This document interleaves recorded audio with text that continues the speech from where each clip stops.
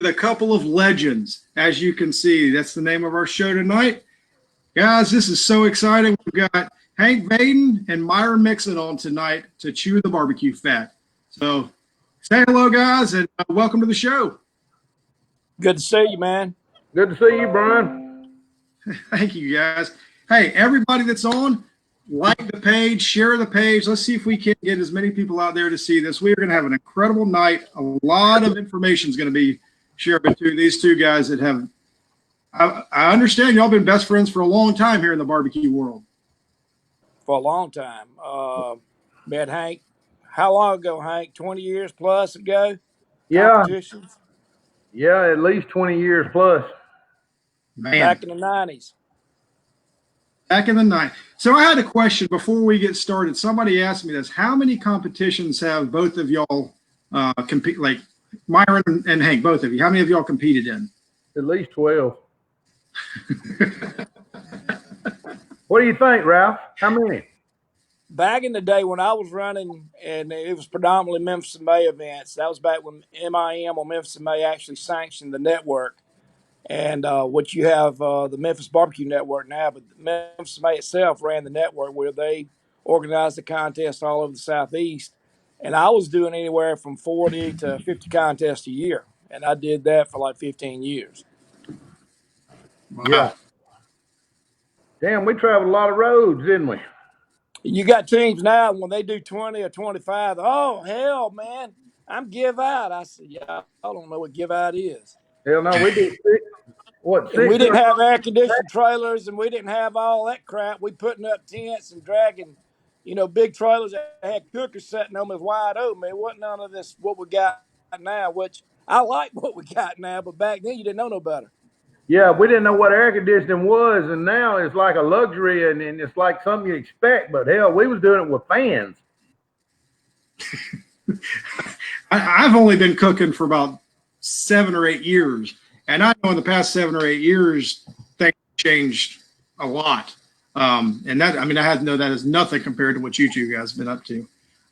But y'all both mentioned Memphis NBN contest. I was going to cook my first NBN contest, I guess, last weekend.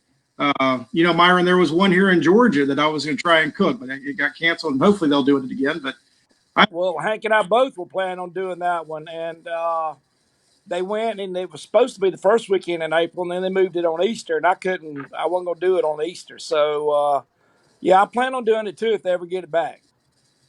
Yeah, I'd love to cook it. So have both of y'all cooked primarily NBN? I know, Myron, I've run across you at a lot of different contests that I've cooked, but throughout your history, I guess NBN is probably what y'all cook more of than both of them, correct? I think it's a good mixture, don't you, Ralph? Yeah, I mean, predominantly the first 10 years plus of my career was Memphis May events, NBN events. But then in the 2000s, changed over and started doing some KCBS. And I wound up doing those because whatever weekend there wasn't an NBN or MIM contest, I'd go and do a KCBS or Florida Barbecue Association. I just wanted to cook. I mean, it stayed in the road, and if there wasn't one where it had a hog category, which would be in Memphis and May, I'd go cook something else. I'm kind of with Myron. I think both of us truly love to do the one thing we love to do is cook. And if there wasn't a contest like Memphis and May, what we like to cook the whole hog, we would go cook a whatever event there was. We've even cooked some of those IBCAs, hadn't we? Oh yeah, I did 1 or 2 of those. I used to have one in Virginia years ago, an IBCA. Huh. I had Craig Sherry on a couple weeks ago, and I guess he was big in that, and he was saying that they're trying to get more contests throughout the country instead of just in Texas. So he was asking us, let anybody know they'd love to have some come out here in this part of town. So You talking about other venues trying or other sanctioned bodies? I mean, I'd love to see them come to Georgia, but the hot ticket right now is the state contest, the way they got them set up. It's making it easy for competitors. Only time I've done them is when I've been at other contests. A lot of times, if you go to a KCBS event, they'll have it on Friday night. But the state contest right now, the hot ticket. I mean, you can go in on Saturday morning, set up your tent, cook your steaks, and leave that afternoon and be home. You don't have to have the big rigs, and you ain't got to get there on Thursday and all that kind of stuff. It makes it this day and time the way competitive barbecue's got to be. It's not a poor man's game anymore. Uh, it could be. I mean, you can get by and you can do great barbecue. You ain't got to have the $100,000 rigs, but in reality, uh, people ain't gonna do that. They're not gonna go out there with a pop-up tent. Most of them, not, you still got some, but most of them aren't gonna do it because they want to have the same stuff everybody else has, and that's, I think that's hurt the sport. And I think the state competitions has hit a niche where people will do it. They'll slide a 4x4, 10x10 easy up in the back of the truck, the Weber grill or PKs or whatever they're cooking on, bag of charcoal, chimney starters, and they go off to the races, and they'll be back home that night. Myron, all I can And see is your forehead. There you go. how about that? Well, no, not that either. But hey, you all over the place. Now then, I can see you. That's awesome. Hey, There real you quick, there's been quite a few questions about Ralph. Can y'all explain that? Explain what, Ralph? Yeah, calling him Ralph instead of Myron. That's just a quick nickname. How do we get on that Ralph shit? Damn if I know. It was drinking. I'm sure it's alcohol related. I'm sure alcohol was involved. It's easier to remember Ralph than it is Myron. But that's his nickname. That's awesome.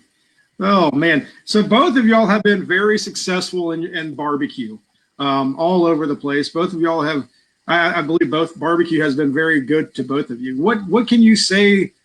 What is it that you can attribute to barbecue? I mean, I think barbecue is an amazing sport, competitions, just family and everything. What is it about barbecue that's been so special for y'all? I think me and Myron both, the craft of what we've learned to do. Myron learned from his dad, and I learned over the years from various people. Started cooking with Larry Terman, but the craft of what we do is a super important thing. Don't you agree, Myron? Oh yeah. I mean, the thing is, my whole livelihood revolves around barbecue, but I say it all the time. Not many folks get to make a living doing what they love to do. Absolutely. And it all started with my dad, and he wasn't that he was training me to be no, famous barbecue pit master. He was using me and my brother as free labor at his takeout barbecue business, and we were doing the grunt work. I mean, and it wasn't something that a 9-year-old kid wanted to do. But as I got older, and watching him and following him, you take pride in what you do. He made you take pride in what you do. He beats your ass. Yeah. You're not saying you got your ass beat if you didn't do it the right way, are you? Oh yeah, beat me like a pack of wild dogs. Say it isn't so. But I deserved every one of them. I'll agree with that. But at the same time, I think over the years, as it's progressed, like Myron was talking about, when we started out doing this, we had homemade trailers that bumped up and down the road that you welded up, and not like these trailers we got now with air conditioning and stuff in it. We did it for the love of what we enjoyed doing. And Exactly some of these, I mean, we was very competitive, and every weekend we wanted to beat each other. Hell, we wanted to beat everybody, just like now. But times have changed. We roll out with pop-up tents, sweat your ass off all weekend long for a shot at a grand championship. Didn't give a damn about the money. We just wanted to win. Yeah. So Wes wants me to ask, who has more grams between the two of you? Myron Mixon. I'm Mixon. There you go. Hell, he's twice my age. Oh, that's awesome. How much has barbecue? I know you mentioned y'all talked a lot about trailers and tents and the setups. What about barbecue as a whole? How much has barbecue changed in the past, would you say, 25 years you've been doing this? Immensely. Changed a lot. As far as you got a lot more people that's got involved in it because TV shows and everything else is drawing in a whole new audience. It's gotten a lot of people that want to be part of that lifestyle. And there's a barbecue lifestyle. They like to go to the events. They like to become judges. You got some of them that want to take a step further, want to become uh, competitors. And you got people now. When I started, uh, you all had to learn it on your own. I mean, there wasn't nobody there to teach you anything. You didn't have barbecue classes other than maybe Paul Kirk. He was one of the first ones back in the day. I think Paul even started doing his classes in the late 80s, early 90s. Yep. But far as a competition class, uh, you didn't have them like you have now. You didn't A lot have of barbecue cookbooks. I mean, it was trial and error. You learned on your own. This day and time, people have access to so much information. I mean, internet's full of it. You got all these classes out there now. You got some great barbecue books. But the thing is, like anything else, you got to wade through it, pick out what's good and what's not, and take what you can find and leave the rest. But you got a heads up now that you didn't have back in the '90s when we started, and yeah. that's a good thing. I mean, it's brought more people to the table because I'm going to be honest with you. Back then, you had to damn love it, and I don't believe you got enough folks this day and time would have done all what we did then and stuck with it. It had to get easier. It had to get where it was more available, or you wouldn't have the folks that's influxed in the barbecue you have now.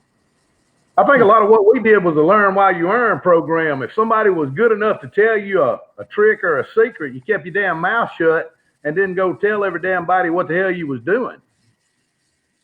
Yeah, That's true. I think that's big. Myron, I was listening to something. I heard Matthew Walker, Boomerang Barbecue, say that before he even started cooking, he took your class, and I think Mike Davis's class is what he said before he even did anything. And just by taking those classes, as you said, it shortened that learning curve. And he had nothing but wonderful things to say about your class. So He's done really well for himself. He's gone out and made a name for himself in barbecue, and he's a good example of it. I mean, the thing about it is, I mean, hell, if I was coming along now, I'd be taking classes. I'd be buying some of the better cookbooks about barbecue. That's what I do. And if I wanted to compete, but I tell people all the time, I love competition. I love to do that more than anything else that I do in barbecue. I just don't have time. I went from doing 40 to 50 a year to maybe possibly getting to do 4 or 5 a year now. And I have to pick and choose those I get to go to. But I think the big innovation, the the people that's really putting the barbecue on the edge and developing new recipes and stuff is coming from the backyard. I think yeah, your barbecue enthusiasts are the ones in the backyard that's developing new processes, new tricks, you want to call them, and new and great flavor profiles. Because compared to barbecue now, in this time and period, everybody's trying to get it all to taste the same. They want it to taste like everybody else is winning. So when it gets into the back there, and when I say back, into the tent where it's judging, it all basically has got the same line of flavor profile. And back Where in the days where we was trying to outdo everybody, see who had the best cocktail that weekend, we was trying to outdo everybody. yeah, Yeah, I mean, the thing is, I really believe when we first started this back in the '90s, you got more rewarded for being a distinct flavor profile over what you got going on today because everybody's traveling down that same road. But there's nothing wrong with that. I mean, everything evolves. But getting back to what I was saying, I believe your evolution and your creativity is in from the backyard enthusiast in the backyards. I mean, that's where it's happening. And I tell people all the time, what is this, 15, 16,000 competitive teams, give or take, at any given time? There's tens of millions of people in the backyard that's really, if not as much, more so enthused about barbecue than your competitors are. I agree They, 100%. Cooking they every work on it every weekend. damn day. They're cooking for their families every day. That's And right. most competitors don't have time to practice, especially if you're doing what they call a lot now, 25 or 30 contests a year. You ain't got time to come home and work on technique. Your ass is loading back up and going back out for the weekend. And these guys and gals at home, they coming up with new recipes every night. That's like, some of the techniques and methods you was talking about, Ralph. Remember back, I don't remember what year it was, we cooked green track and we got to talking about cooking hot and fast, and somehow or another it's become called power cooking, but we was cooking, remember that year we was cooking those shoulders at green track, seeing how fast we could cook them so our lazy ass didn't have to stay up all night and try to cook Boston butts and shit for KCBS. That's right. That's right.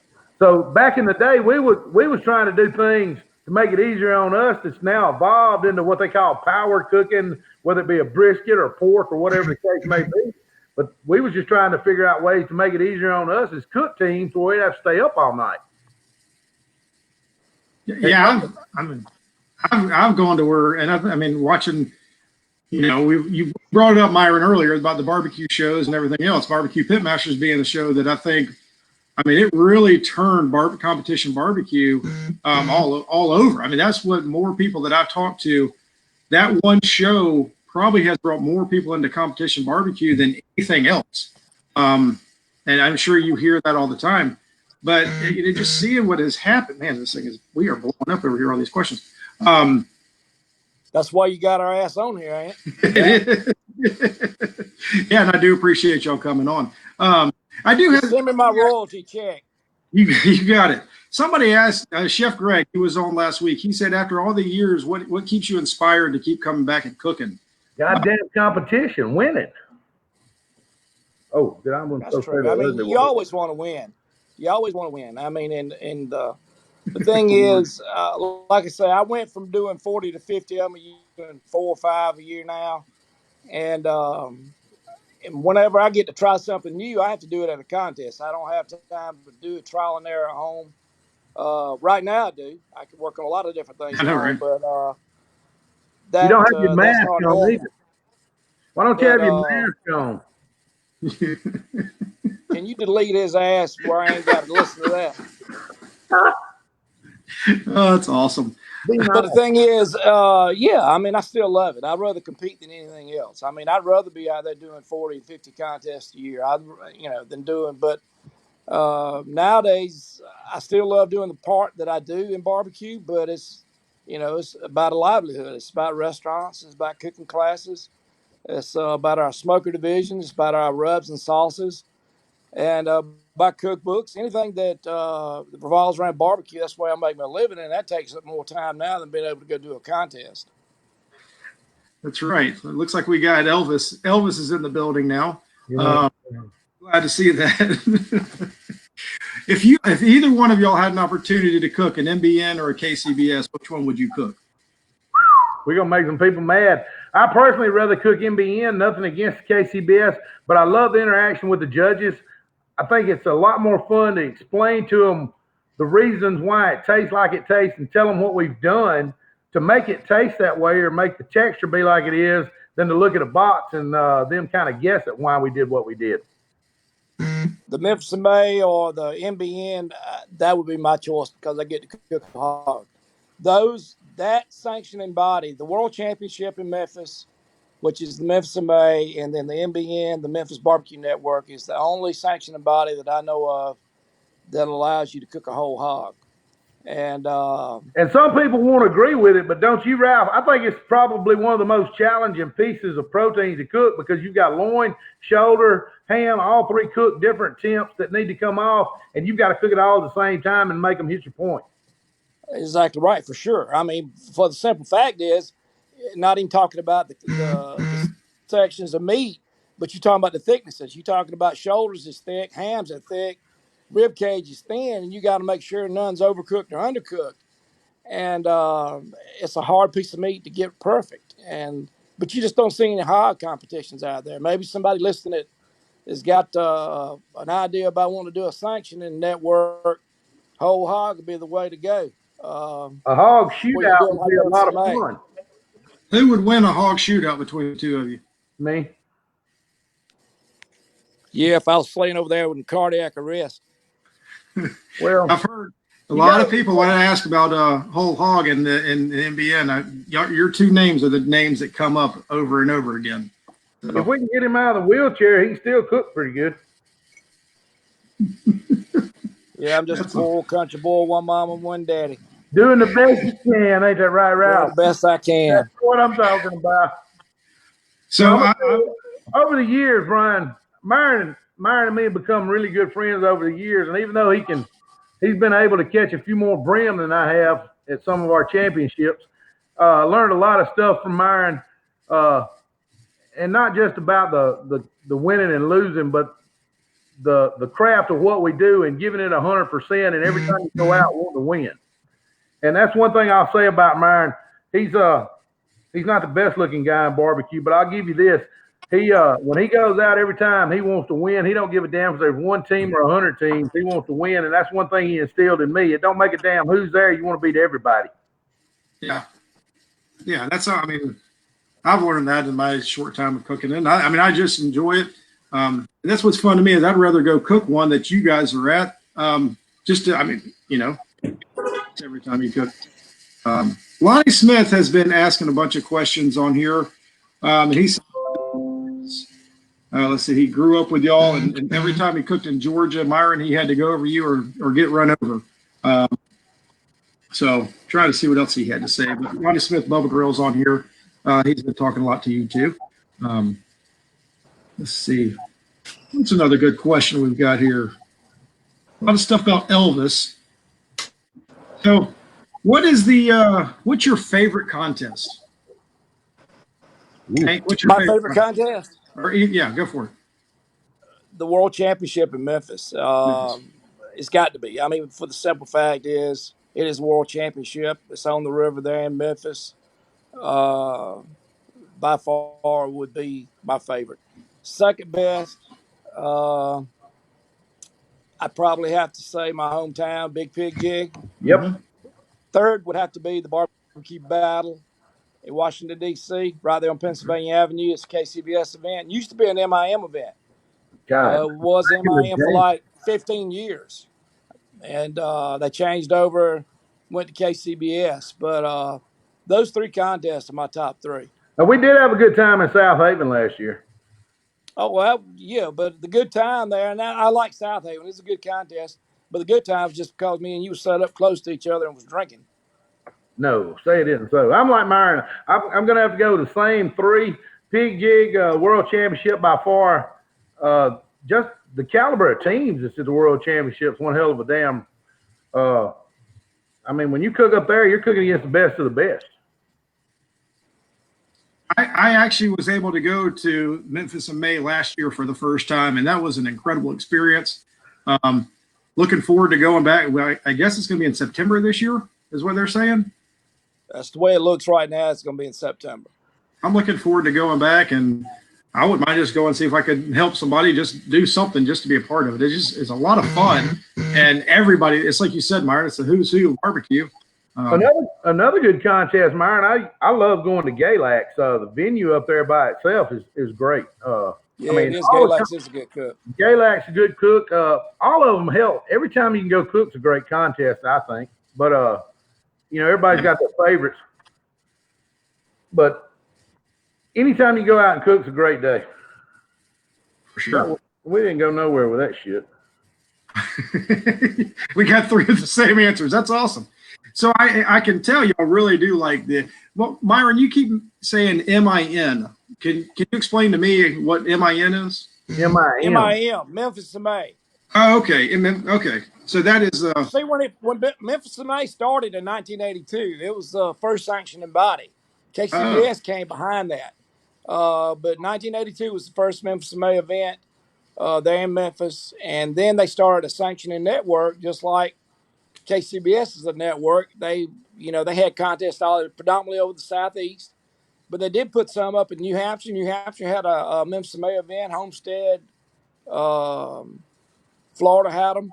But Memphis MA finally, after several years, a decade or longer, almost 2 decades maybe, got out of actually sanctioning the individual contests through the states and just focused on the World Championship.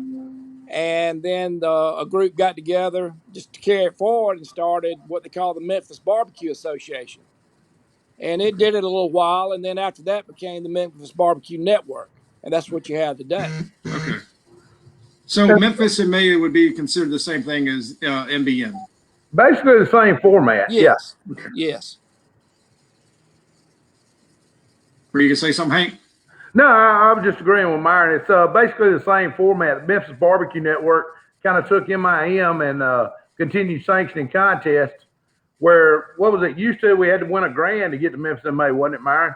Yeah, back in the day when Memphis May ran the network or ran the sanctioning body, if you won $1,000, you got an automatic spot into the world championship. Where now, Memphis and May just concentrates on the world championship where they don't do regular contests, sanctioning regular contests like NBN. And what did on Friday nights, Myron? Was it Friday we used to do what we call the best of the best? We kind of all run a hat around and whoever cooked the best Friday won the best of the best, kind of like a competition between us. Yeah, we done that sometimes. But I didn't more for bragging rights than anything.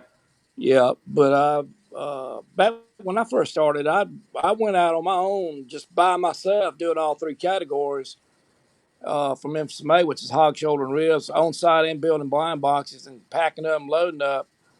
And my second year is when I started taking folks with me on my team and developed a team, and it wasn't but like 1 and 2. But as I got older, you start grabbing more folks to go with you. Yeah, I remember when we used to do this shit, with 3 people at the most? And cooking back-to-back contests every weekend and just 3 of us? That's crazy. And no air conditioning. No air conditioning, all shoulders and ribs. And back in those days, you talk about air conditioning. I've been where I use my H2O water cookers. Even back then, we were cooking on water cookers, and I've had my water hose frozen solid that's feeding my water cookers. That's how damn cold it get, and I'd have to roll the water, kind of crinkle them up and throw them up in the smoker to thaw them out.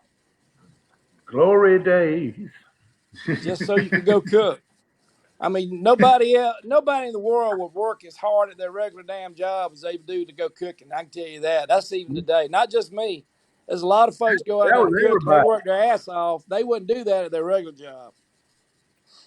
Myron, I know you make smokers. I know you came out with your pellet grill, but I believe your water smokers are the ones that you've had forever. Correct me if I'm wrong. How have the smokers changed over time? Well, I mean, the technology, you basically got 3 types. You got your water cookers, you got your gravities, which we build those too, the charcoal gravity cookers, and you got your pellets. And other than those 3, you might have somebody that develops something, and I can't even imagine what it would be.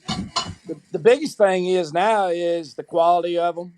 You got some that's not as good, but you got some that's on the top end of it. Like the ones we build, the Myron Mixon smokers, we build them like a tank. We build them to be your last purchase.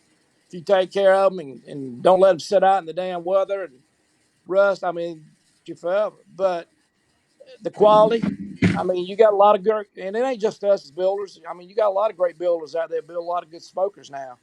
And, I think that's changed a lot. Back in the day, I remember when I first started, a lot of folks, most folks, built their own smokers. You didn't have smoker companies to build those things for you. Yeah, we didn't know what insulated. Everybody built their own. When you come out with an insulated smoker, that was the shit, wasn't it, Myron? Oh yeah. Before that, for 15 years, I used to throw down military blankets, wool blankets over mine to keep it insulating where it cooked in high winds or in cold weather. Hell yeah, we got them insulated walls and stuff in them, and you thought you burned like half the wood or 3/4 less of the wood. And everybody used to roll in, have a damn half a cord of wood to get through one contest.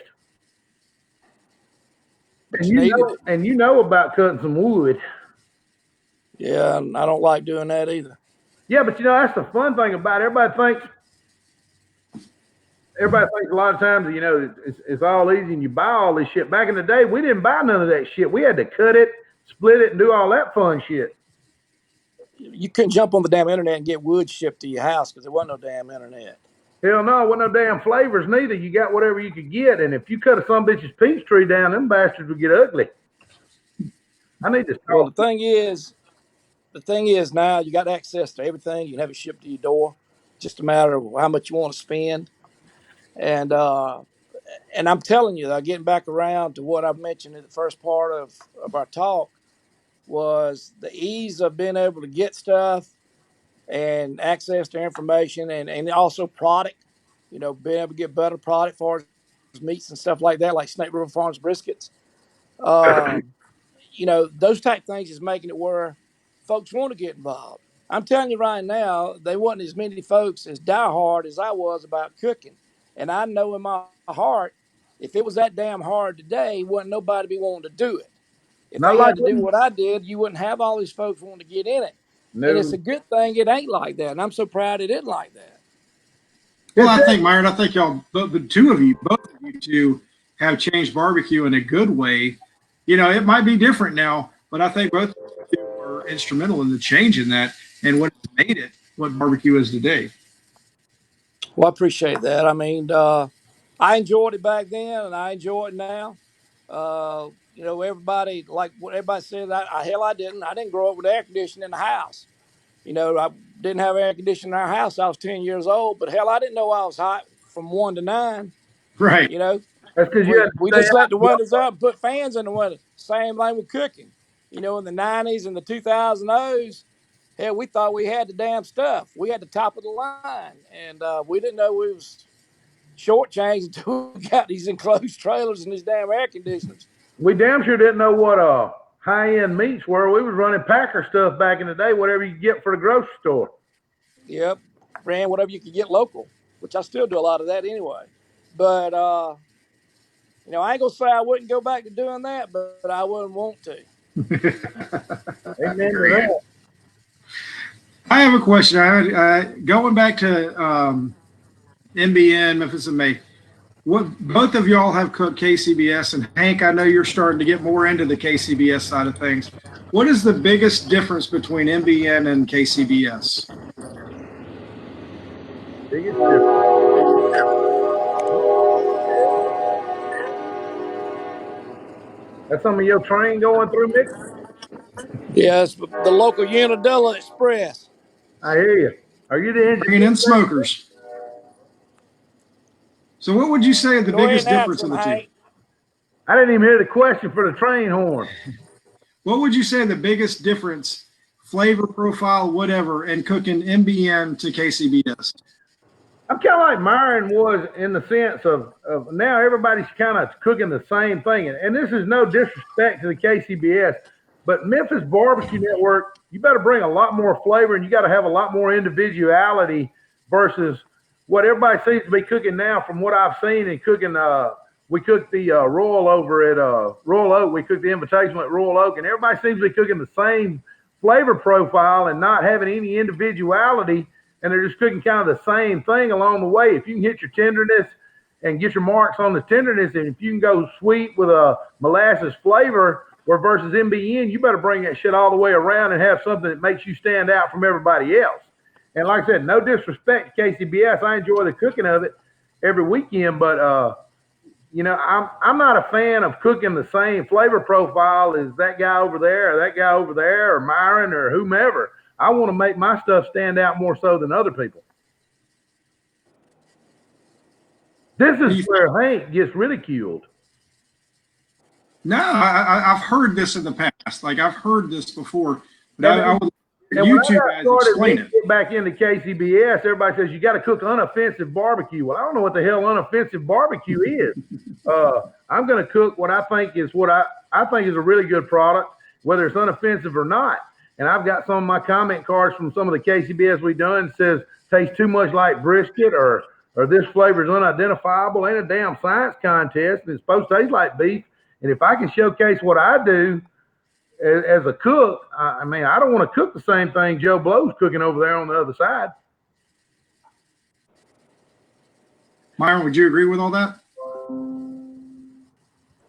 To me, I mean, the difference you're seeing in NBN as compared to KCBS, first you got to take in the size of the contest. Some of you KCBS events, I went to one in Lawrenceville, Georgia. Hell, there was over 100 teams at that event. And it's all blind judging. Where most and Hank, he does a lot more NBN than I do. I ain't ever done. I did one last year and none this year so far. What is the average number of teams at a contest, Hank? 25 to 40, somewhere in that range. And it's on it used to be on site and blind. Nowadays it's just blind judging.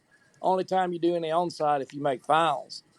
Uh, and I hate that happened. I mean, I really do. That We're really going, was something I felt like that kept NBN unique. and I Other think than you we're got going a to bring hog that back. category. Do what? I think we're going to bring that back. From what I'm hearing, everybody's kind of like you said, that made NBN unique. And some teams may or may not like it, but that's the uniqueness of it. But I think they're working on bringing that back as far as the NBN sanctioning body. Well, that's we have NBN watching right now, so maybe they can comment and answer that. Well, we ain't too much worried about that. Okay.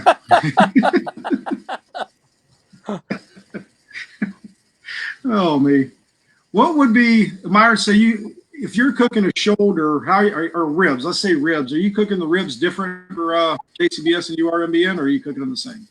Well, at one time you would have. I mean, you always heard the theory or the word that, KCBS wants them where they a little bit tougher, a little more pull.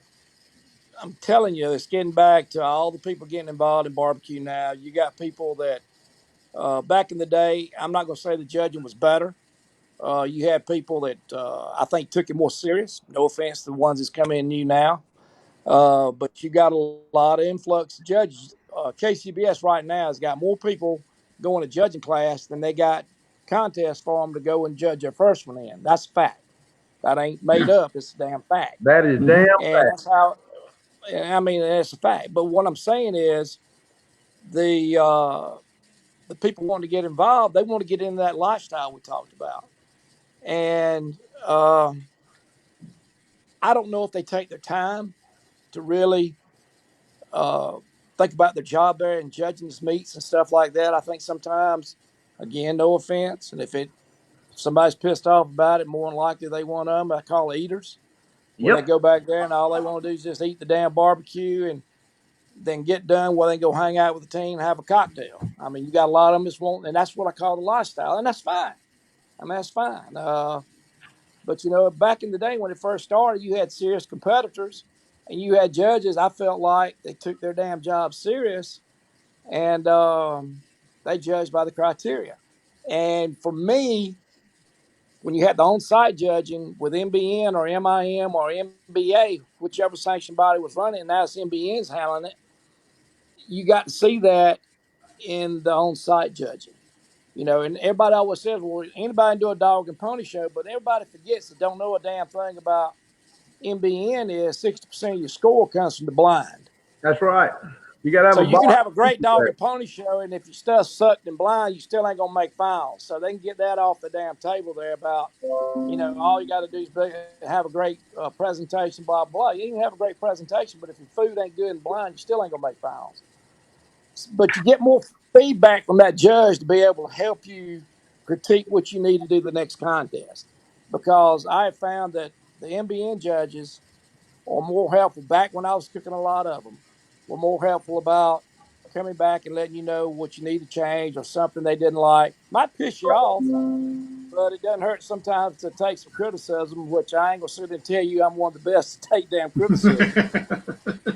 But you're too damn and reserved is what the problem is. The bad thing about total blind is they know they're supposed to have comment cards if they got something they really don't like or something they really do like. But 90% of the time, when comment cards need to be used, they're not used. I mean, that's just a fact. And there ain't no damn way for them to enforce it. I mean, even in blind, how you going to make a judge that's giving a damn score of 5, which is a bad score? How you going to make that judge, if he doesn't want to or she doesn't want to give a comment on why she gave a 5, how you going to make her or him do that? How you going to do that? And then you got those, and you're not you're going to right. do it. You're not going to be able to do it. And then you get those judges that want to send back that comment of unidentifiable flavor. Well, it's not a damn science or lab contest. It's whether it was the best you had that day. And that's a lot of the problem we get into. is they forget we're doing the best we had that day. You don't need to know if I've figured out how to figure out the science of it, but don't send me back some shit tastes too much like beef when it's a brisket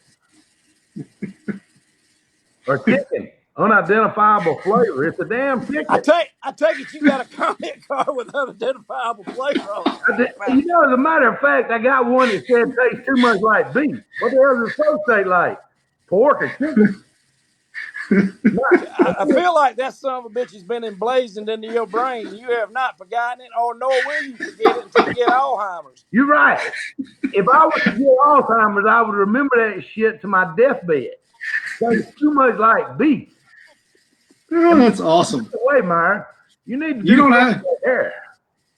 You don't have that in a frame somewhere in your restaurant. Oh, we lost Myron. As a matter of fact, it's like a scroll I have that says too much like beef. Oh, we just lost Myron. I'm sure he'll be right back. Here he is. Trust me, he'll be back. back In here. Here he is.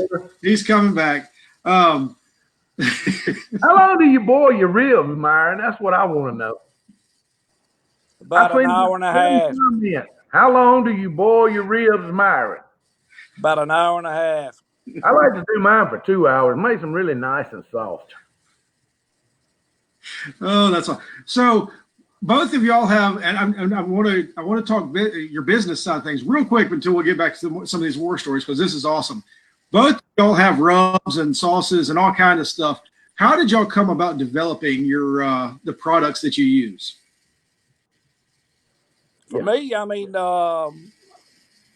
my products were developed for competition. I mean, really, truly, my original rub that I used, first I had it made, or we made it. We had our own blenders. We made our own sauces to start with in our vats. And the rubs, though, was something we sold the sauces, but I made the rubs strictly where I could grab a box and go get it on the trailer and go compete. Yeah, make it easy. And then started retailing it after about 5 years of that, and just come up with different flavors from that point forward. And everything that I came up with, I used in competition, and that's how it all got started. The competition drove everything else. And I tell people that it was the engine that pulled everything else and made everything else happen. Let me ask you a question, Myron. What do you think Jack Mixon would say about barbecue today from a competition level versus what we do as far as selling in the restaurants, as far as like eating barbecue versus comp barbecue? What do you think he'd say? My daddy, the first thing is, if my daddy had lived, I started competing in June of 1996. He died in January of 1996. I probably would have never competed if he'd lived. My dad didn't believe that competing to him was that was not working. You wasn't doing shit if you was competing. You need to be over here firing the pits, making money at the takeout barbecue business. You don't need to be up and down the damn road, competing. What is that? And that's fact. Love my dad to death, but he was no nonsense, and he probably wouldn't approved of me competing. And the difference, I think, with comp barbecue, having a restaurant, most people that eat barbecue want it over smoked, overcooked, and that's their idea of great barbecue versus what we cook at a contest. Don't you agree? I agree. I mean, but if ribs don't fall off the damn bone, they don't want them. Well, the thing about it is, you got people now that travel, like the enthusiasts we talked about. They travel restaurants and they look for barbecue that they like. And the regional barbecue, I think, is something of the past. You still got some pockets of every region. The Carolinas has still got some pockets of true, authentic Carolina barbecue, which fades into Georgia's same style barbecue. And you got, of course, KC type barbecue. You got Memphis style barbecue. You got Texas barbecue. But we've become a country of people that travel a lot and move a lot and move into other areas, and they bring all these other nuances to it, to where you got new traditions, you got new, I call new histories being made about barbecue. And a lot of folks say, well, that's sad, but it is to a point. I think you're always going to have the pockets that's going to represent a certain region. But the thing about it is, for barbecue to evolve and to carry on, it's going to have to blend. It's going to have to be something different than what it has been. I mean, and to me, that's a good thing, to see it evolve. And that gets back, I think, the people in the backyards, the enthusiasts in the backyards are one that's evolving it. They're the ones that's making this happen. It ain't the damn ones winning trophies and stuff, cooking the same shit that tastes like everybody else's. It's the backyard cook who evolve. I agree 100%. It's not the teams out there on the contest circuit. It's that guy every weekend that's cooking wings and Boston butts and even Western style ribs. It's all about making everybody happy when you're feeding the folks at home. It Exactly ain't about right. what the contest is. Myron, you mentioned Lawrenceville had 100 teams. Of that 100 teams, I think there were 38 or 40 backyard teams in Georgia. I was there this year also. And I think one thing that we're seeing in Georgia is a backyard resurgence or whatever. What do you think it would take to get more backyard teams? When I say back, not necessarily at home, but in the backyard division and competition barbecue. What is it going to be to get more of those teams coming in? It's been my experience watching, I say the enthusiast that come to my cook school. I have people want to learn to compete. I have people that want to better flow profiles for the food trucks, the vending trailers, the restaurants, learn some better techniques for holding barbecue. But the enthusiasts that I see that come the backyarders, they're really not interested in getting into the competition side of it. I feel like most of your backyarders that are doing the backyard contest, that's cool. I think the ones that want to do it, one day they want to use that as a stepping stone to get into what they call the pro division. How in the hell it gets called pro division, I don't know. I don't know whoever decided that part of it. When is it you stop being a backyard and you become a pro? Uh, I guess when you start spending twice the damn money, then you become a pro. Right. You lose your ass twice as fast. But I think a lot of the backyards, when you go to a certain town, like in Lawrenceville, you got that many local folks that actually hang out together, actually maybe go over and do little contests in their neighborhoods or stuff like that, but they bring it on to that venue there to do it.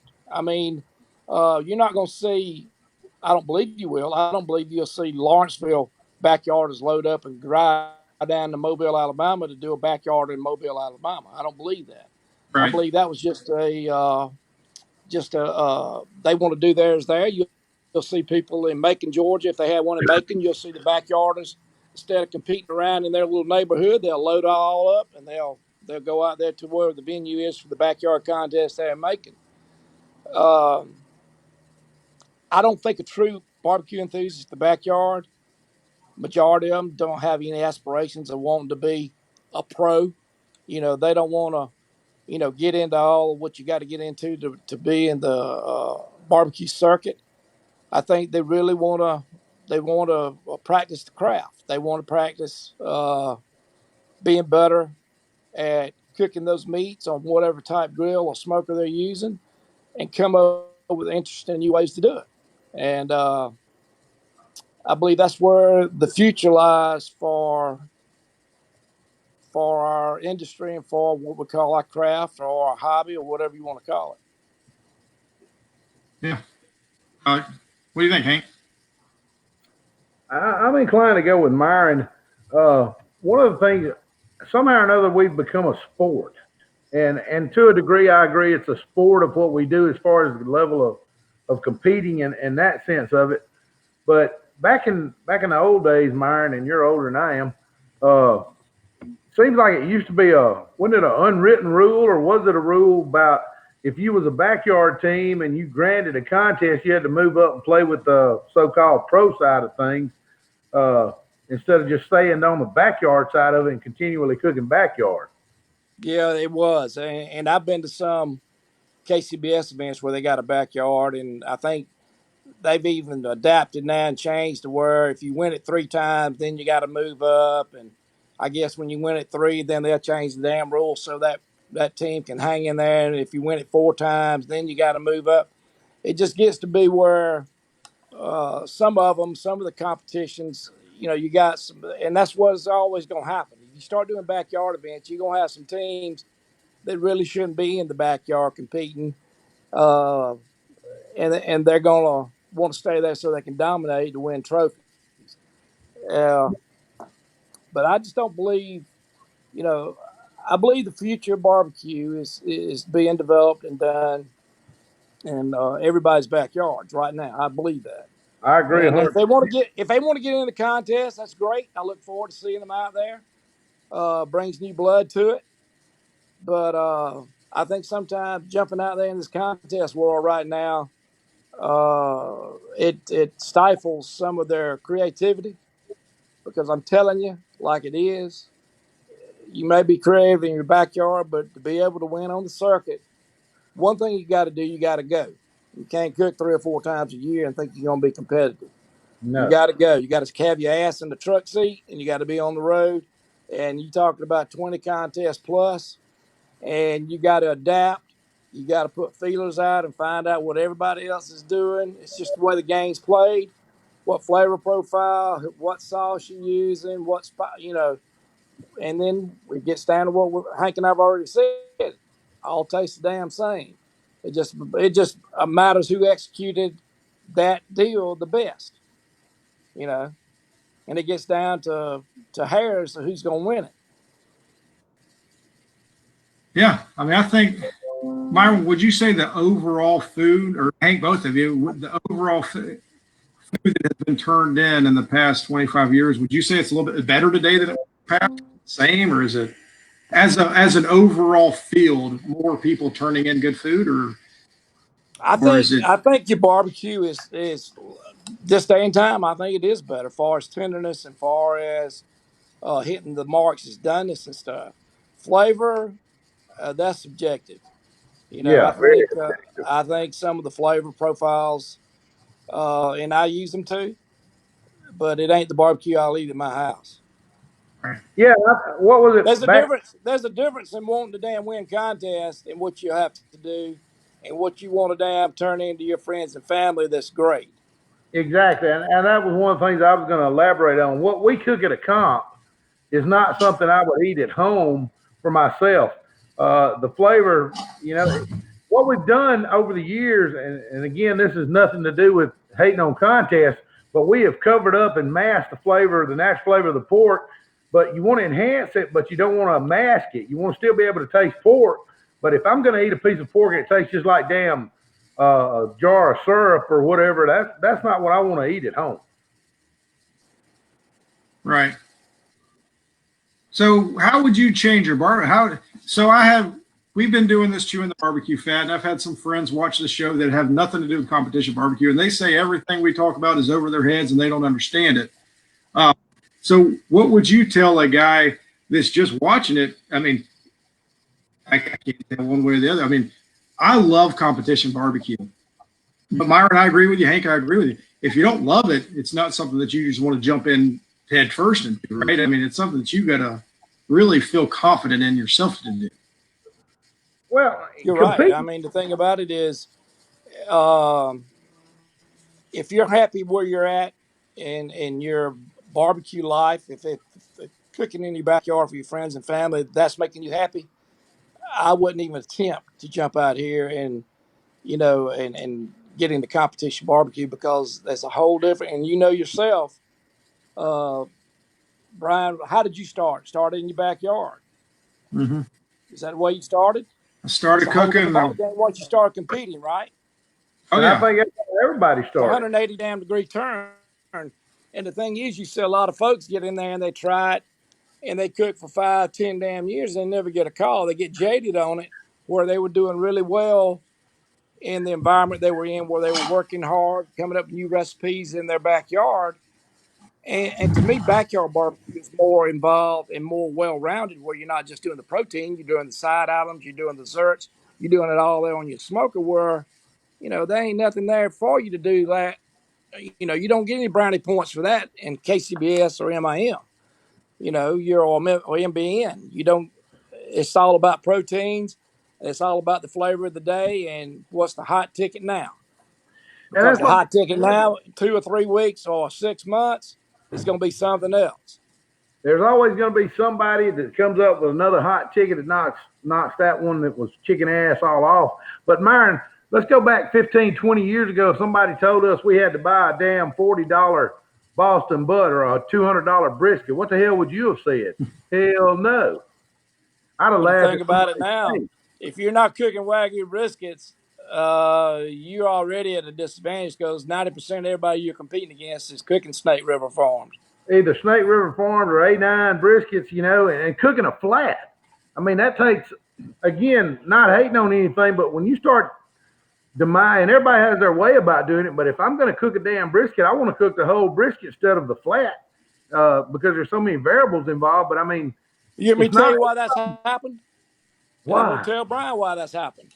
Tell me I why. love burn ends. To have a correct, proper, in my opinion, burn end, it still have to have some of that good rendered down, but it still got some good edible fat in it. You got damn judges now that's come on in the last 5 years or so, or sooner or That later want, right now, that want that to talk they about don't the want fat. that fat in there. They don't want that in the burn end. They don't. So if you got a lot of teams now that's putting just slices in the damn box. That's right. And if you And if you used to, worry if you about didn't put burn ends in the box, your ass wasn't even gonna have a shot. But it's then rolled All right, yeah, because but you got. so if speaking you of worry, that, are you Myron and KCBS today? Are you turning in burn ends? hell yeah. Yes, I am. The thing about it is, we've done. I've done some FBAs and done some KCBS this year. Other than Lawrenceville, we've been in the top 5 in brisket, top 3 in most of them. And I You've been did the killing in burn in. brisket. But I tell you what I've done with the burn ends. I've rendered them down further than what I like. I've rendered them down to take a lot of the fat out of it that I like to leave and used to leave and dominate with. But the thing is, that's getting back to your judging. I'm telling you right now, your new judges coming on. I don't like burn Back in the ends. day when I was competing, you had barbecue judges that ate our barbecue and said, "Man, I won't never eat at another damn barbecue restaurant again because I'm spoiled." You don't hear that shit no more as much today in time. You got judges coming on that's comparing what they're eating in the blind tent with what their favorite barbecue restaurant tastes like. That's what you got a lot of, and that's a Yeah, fact. And Now there may be and a comp lot of them that don't agree, barbecue but I know better. and comp barbecue and restaurant barbecue is two different animals. for sure. Yeah, both of y'all are restaurant guys, right? So I mean, you're not cooking the same thing at a restaurant, correct? Or Well, are the you? thing about it is, I'm going to tell you something. If you turn in right now, I was born and raised in Georgia, same type sauces that come out of the Carolinas came into Georgia. If you turn in a vinegar-based barbecue sauce in your damn blind box, your ass is going to lose. If it ain't that sweet, smoky Kansas City, damn Memphis style barbecue sauce, your ass is going to suck. Am I right or wrong, You Brian? You're you you're 100% right. what you're gonna get, Myron, is crucified for that statement.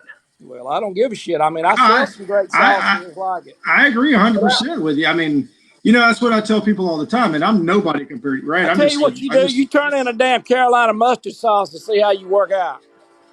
yeah. Don't I'm do it thinking when a you cook. white sauce. Turn in a white sauce with it. See how that goes. But That's Brian, let the me thing tell you, about now getting back to that, doesn't that show you exactly what I've told you? That everybody's crap has got the same unique, same flavor. It's got the same thread through it. It's that yep, same sweet molasses, smoke, whatever. yep. I But mean, what was it? we've had Go ahead. judges come on and say the same thing. We don't want it to be this. We don't want it to. I mean, it's like, man. So what are you telling me? You want me to cook just? It's got to be sweet. It's got to be salty. It's got to be hot. It's got to hit all the notes across the board in order to score these days. And I mean, I don't. It'd be a It's hell of a tough. lot easier if they would come out to us in a cook's meeting and say, okay, this is the flavor profile we're looking for, and this is what you guys got to hit. Right. I mean, it's difficult. Myron, you mentioned about not turn. I haven't turned in a burn in quite some time, and Hey, not why not? Well, tell me why not. because I think there's a lot of judges that don't like fat, and if they take that, No shit. if they eat that No burnt end and shit. it's got fat, Well, I'm let gonna be me ask you screwed. this: Now, if you when make did all it this taste like start? beef, if you make When it did all taste this start, like beef, Brian? what they gonna say? In the past couple, if it tastes like beef, we're screwed. You know, that's an Yeah, but that started. I would say, Myron, to answer your question, I think that started in the past 2 years. I've tried to tell you this, and I'm not knocking any of the new judges coming on, but you got folks coming on. I'm telling you, they're comparing what they're eating in that damn tent to what they get at damn restaurants. And 9 times out of 10, you don't get burnt ends at a damn restaurant unless you're in KC. that's You right. know, Or in, you know, Myron, I'll back that up a little bit further. I think when the burn ends started going down was when everybody started cooking Wagyu briskets. And when the Wagyu points have so much more fat in them than the prime and the calves and everything else that was cooking. Maybe I'm wrong, but I see that being a part of it when people started turning away from the burn ends. But I'm going to tell you something. Some of your old school judges, let me tell you what the first uh-oh. thing is. If you got burnt ends and slices in the box, what's going to be the first thing they grab? The The burnt burn ends. end. The old judges Yeah. are going to grab the burnt ends. But the thing about it is nowadays, like I Yeah. told you, and I ain't knocking on KCBS, but they're having more judging classes and turning out more damn judges than they are having damn contests for them to go to. And Ain't I that the mean, you're damn just overrun with judges, and you losing contests. I mean, shit, Georgia's lost a ton of KCBS events. Yeah. And, You know, and let me, I will say this about NBN. NBN is growing. They are growing in this period of time. Georgia hadn't had an NBN other than the Big Pig Jig in years. They used to have 10 or 13 of them, and they were fixing to add that one in Atlanta, which got called because of all this crap we're going through right now. But NBN is, you know, they're doing something right now, and I got to applaud them, and I'm glad to see it because I love to cook whole hog. I'm glad to see it happening. But the thing is, you keep turning out judges for contests you ain't got for them to judge. You need to stop it and let's regroup. so that's what I heard about NBN here in Georgia is they're struggling with judges. Apparently, a lot of people, there were more contests here and they're struggling finding judges. What can we do to get more of those NBN judges over here in Georgia so we can have more Well, contests what you here? need to do, you need to have NBN damn judging classes and teach it consistently. That's one problem I think KCBS has had where they have judging classes and nobody's taught the same damn way. Yeah, They don't, everybody, I mean, you teach one in Oklahoma that's different taught in Georgia because different people's teaching them. But one thing about it, one deal is NBN is a smaller organization than KCBS, and you really could have the same people teaching the judging classes in Georgia that's teaching them in Alabama, that's teaching them in Mississippi, that's teaching them in Tennessee and Arkansas. You could have the same ones doing the teaching, and that's the way it's going to be consistent. yeah. And what you said about consistent, and this is just speculation of what I've heard various folks that went to judging class. Heard one say, well, you start at a 5 and grade up, then you start at a 9 and grade down, and then you got people that's telling them in the judging class you start at 6. So if everybody's not judging consistently, you're screwing the whole damn table up. That's right. Man, that's all right. So, real quick, what is the hardest CBS, NBN, GBA? Myron, do you ever cook in the GBA contest here in Georgia? We've I think it's my brother told me that we've cooked 5 since it ever started. We won 4 of them, Okay. Okay, there you and go. Well, I know they I cook don't ever loin. get to go. And I love to cook them. I love to do any of them. Like I say, I have to pick what I can do. I get to do 4 or 5 a year, and I just I don't ever get to do a GBA unless it's just something right close to me I can go hit. Both of you. Hank, I'll ask you first. What is the toughest meat that you have to cook? A whole hog's the damn toughest thing to cook because the fact you've got, like we said, 3 different proteins we're going to be judged on, whether you judged on 3 or 5 different proteins, when you're cooking that whole unit and you're judged on 3 criteria and 1 mass, that's by far the hardest part. And I'm not hating on these folks that love the brisket and it being tough as shit, but hell, a brisket ain't rocket science to cook. Yeah, Myron, you just did a brisket online class this week, didn't you? Yeah, we reached like over 200,000 folks for that. That was awesome. I enjoyed watching it. I appreciate you watching, brother. But Hank's right about far as degree of difficulty as far as executing doneness and tenderness. Hog is it. But I will tell you my experience as far as if doing KCBS, probably the chicken category is Amen. the one that not about the internal doneness, not about the bite through skin, but getting the right flavor profile. That's the flavor of the week. It's hard to pick it and hard to get it. And we've done good the last 3 out of the 5 contests we've done so far this year with chicken.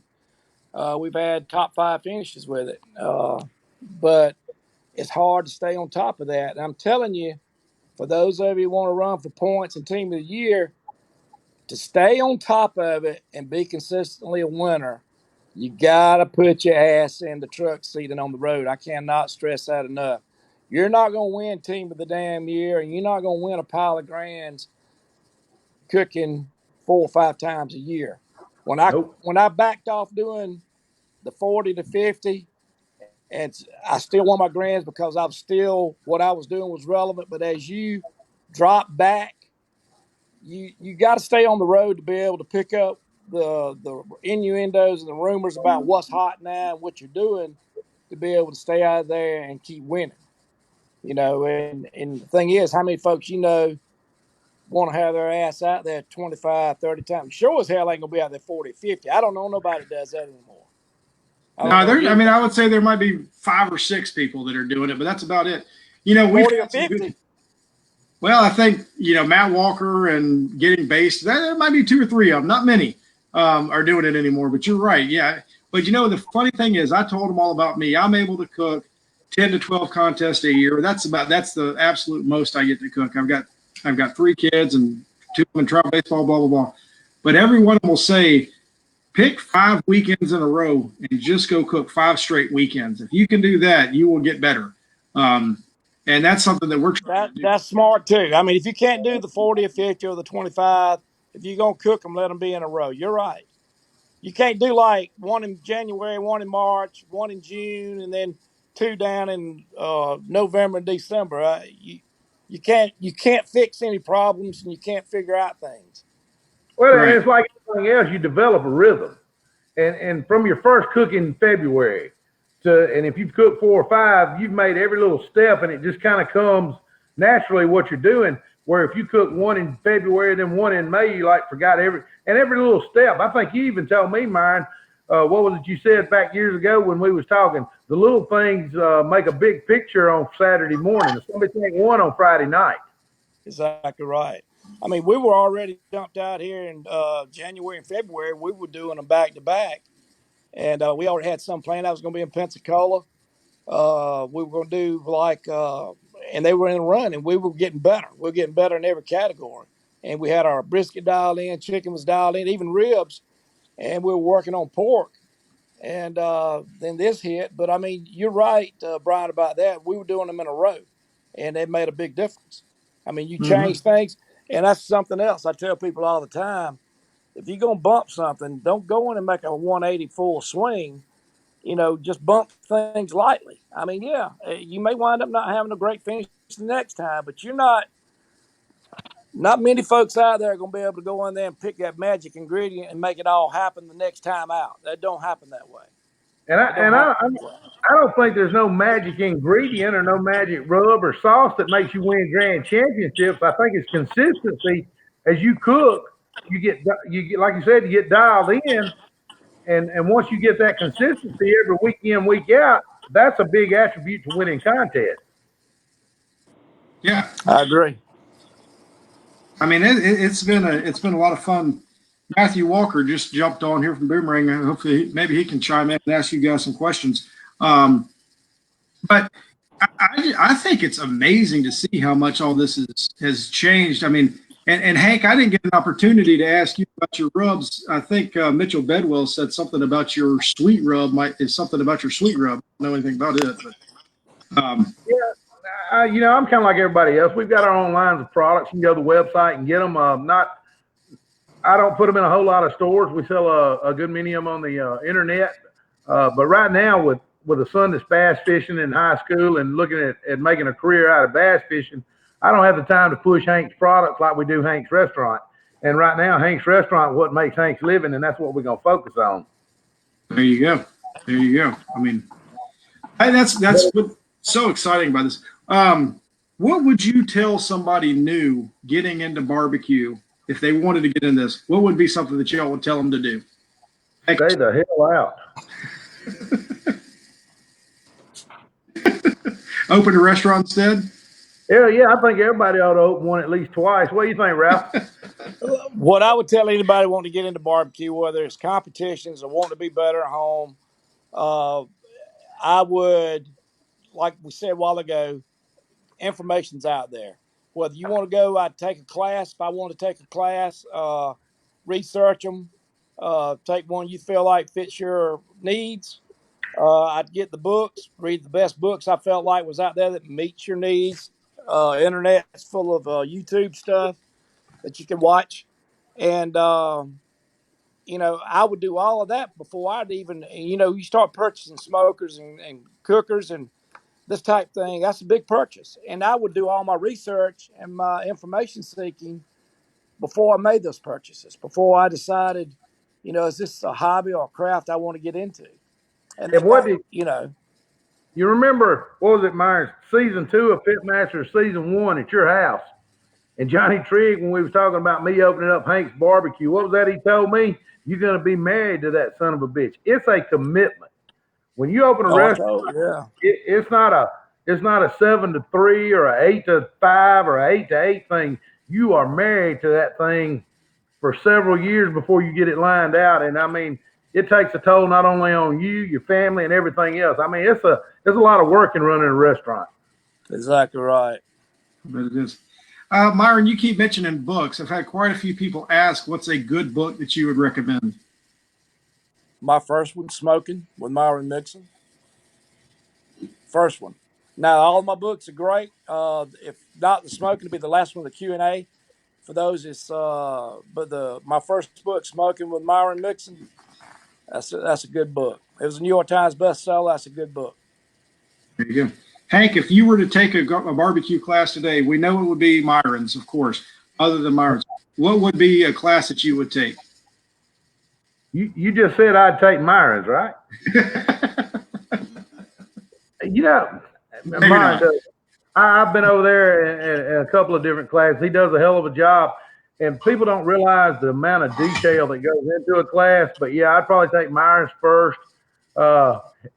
But the sad thing about it is there's so many out there that hasn't, and I don't mean to say this with no disrespect, but if you win a grand championship, then you're going to throw a damn class out there just because you won a championship don't mean shit.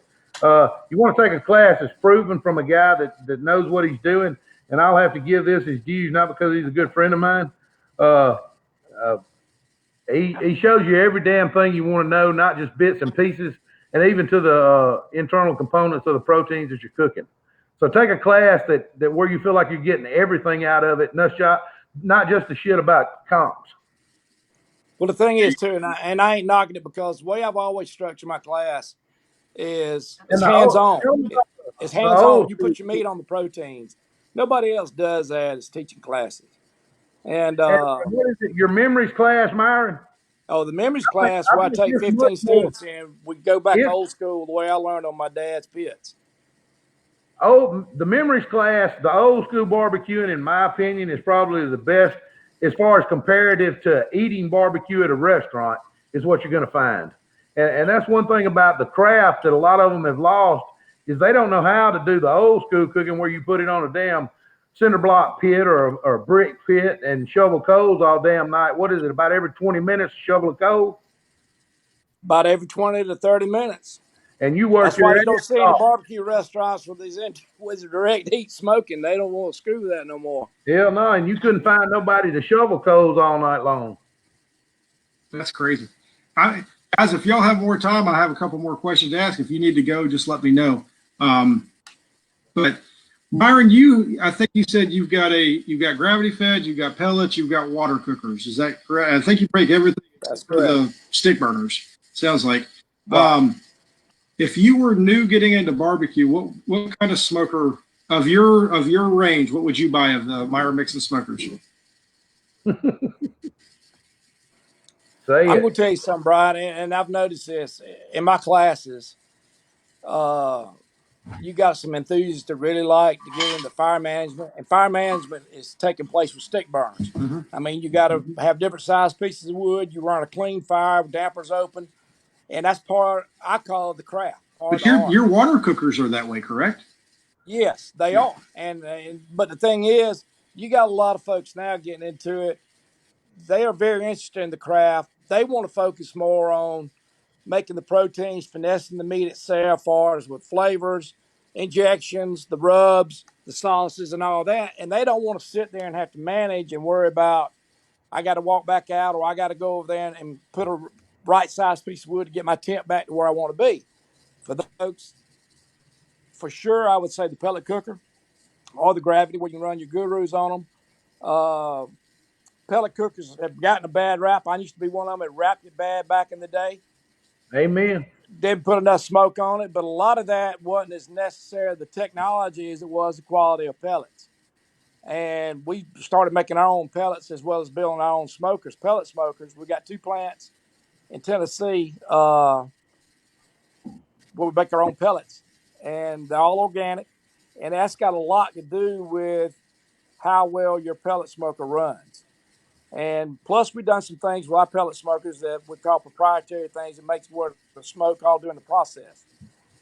But if I was getting into it and I didn't, a lot of times too now, you got to understand, people live in areas where they can't get stick wood.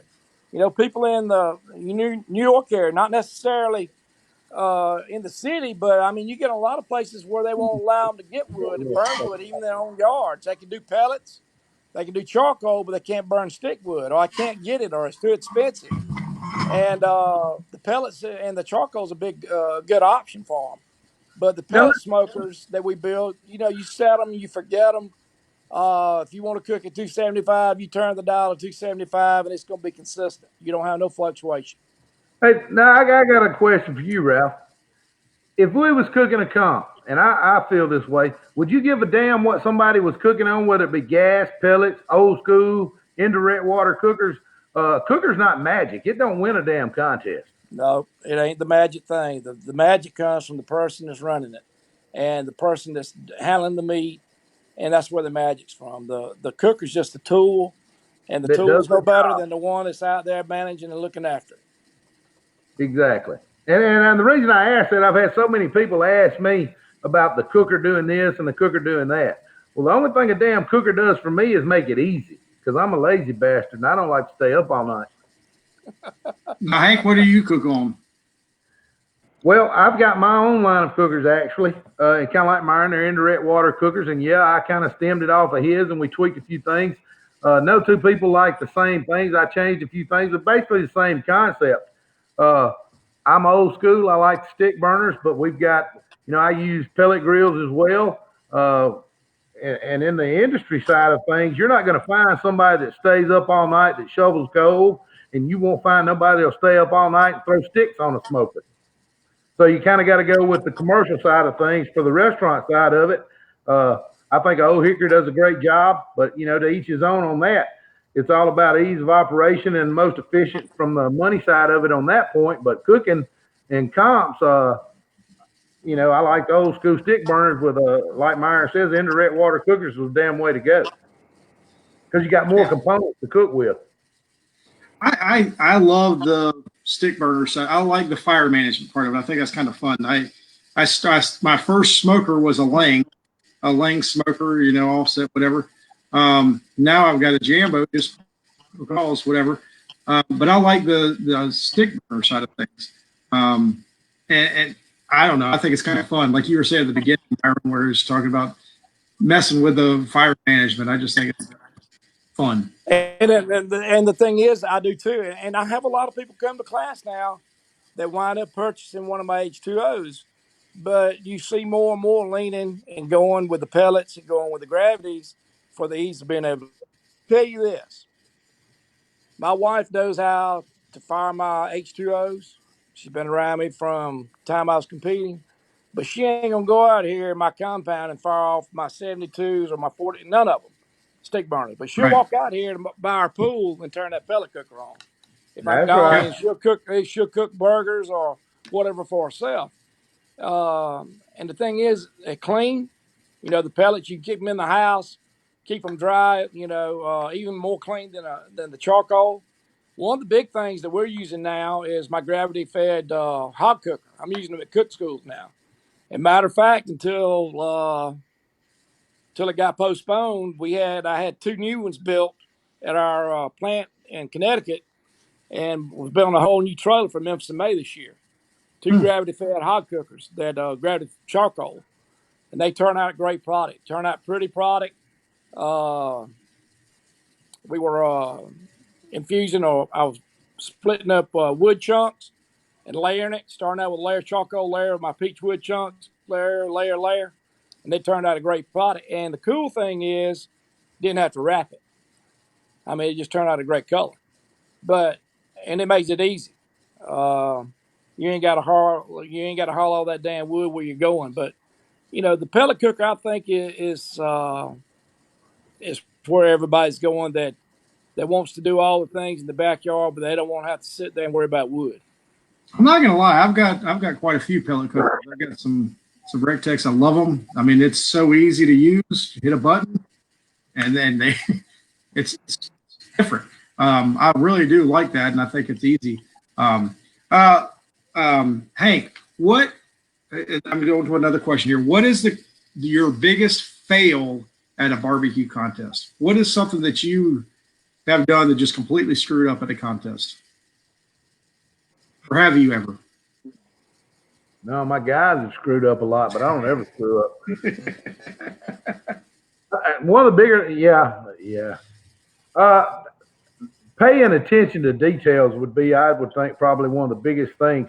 And you don't think about the small things, but over the years, like I said, one of the things a long time ago, Myron told me when I was getting started to this, and Larry Terman, one of the guys I cooked with before I started Hank's Barbecue, was the little small details make a really big picture on Saturday when that judging starts from a contest perspective. You got to pay attention to every little detail, and everybody gets this big thing about prep and putting it on and fire management, but there's a lot more goes into it. That some bitch is won with that box, not with that hog going on that smoker that night or those butts or ribs. Every little the small details make a big deal. That's awesome. Myron, do you have any? Have you ever made a mistake, or just the black shirts? I'm not gonna blame it on the black shirts because they make me look good. But back in the day when I was out there by myself, some of the things and it wasn't as big a thing as it could have been. In Memphis in May or NB and contest, you can send in sauce cups, and I always do. I always have. And doing it by myself, I got in a hurry and didn't send in sauce cups on my shoulder category, trying to do it all, and wound up making finals anyway. But when I didn't send it in, it was like another 45 minutes before I found out I wasn't gonna make whether you make finals or not. I was a pissed off bastard. I mean, What? I was pissed off. I mean, back then, if I didn't win, I mean, I ain't gonna tell. Everybody's talking about being a sore loser. You show me somebody that damn likes losing, I'll show you a bastard that ain't ever won nothing. Hold on, wait a minute. What was that other statement? You show me a son bitch ain't ever won $1,000 and seen some money. That's a whole different ball game, ain't it? Well, I mean, the thing about it is that and I like to think I'm a different person now than I was back then. I was very tunnel vision and wanted to win, but that really, I thought I done screwed myself, and it was all about winning and nothing short of doing that. I wasn't having a good day. When I made finals, it just it took a weight off of me. Well, I was very. Y'all think I'm tense now, high tense or high pressure. Back in the day, I was damn high pressure. look, you can talk that high pressure shit all you want. You was just as intense when we was brim fishing. Whoever could out catch the most in brim. You're competitive any way you look at it. I want to win. Yeah, no shit. But what was it? You show me a fella that ain't ever won $1,000 and they talk about, oh, we do it for the love of barbecue. That's shit. They doing it for the what? Money. Yeah, I mean, you want to win. I mean, everybody does, and You know, I've had a lot of folks, and I love seeing folks when I get to the contest now, more so than not than I used to. Um, that's a big thing for me. I get to go out and the ones that when I get to travel and go and do a contest is getting to see folks I hadn't seen in a long time. But those people that I grew up cooking against and with, a lot of those are gone. They either retired or passed on, or they're doing something different. They're not fooling with it. Yeah, I mean there's been a big change, and since I've been involved, and I'm not near like I'm a newbie compared to you guys. But people come and go, and the ones that are serious about it, the ones that love barbecue are the ones that stick it out, and the ones that stay and have been through it through thick and thin. That's true. I like this. I mean, I just love going out competing. I love the competition side of it. I like seeing the people. I do too. Well, guys, I'm finna take my ass in. These mosquitoes have took my ass off down here in Unadilla, Georgia. I hear you. Well, guys, thank you both. Myron, thank you so much for coming on. Hank, I appreciate all of it. Guys, y'all have been awesome. Thank you so much for all that you do for barbecue. And hey, maybe everybody's asking that we could do this again sometime. Maybe we'll be able to do it again. Love to. Brian, it's been fun. Hanky Panky, I'll talk to you tomorrow. All right, we'll see you, Ralph. All right, brother. Thank you, Myron. Y'all be good. All right, thank you. All right. Over and out. Thank you so much. Have a great night. And guys, one thing I do want to say, we had a free giveaway last weekend, or last week's show. We had over just at 10,000 views last week, and we gave away an incredible ThermoWorks Smoke X4 thanks to Chef Greg from RecTech Grills. Tommy Self was the one that won that product. So thank you so much, Tommy, for all that you do. Guys, thank you all so much for staying on tonight and watching the show. I do believe we had quite a bit of people watching. Thank you all for all your interaction. Look forward to it. Next week, we have Adam Goutreau with Cajun Blaze coming on. Everybody come back next week. It's going to be another great show on Chewin the Barbecue Fat. Hope you have a great night, everybody. See you soon.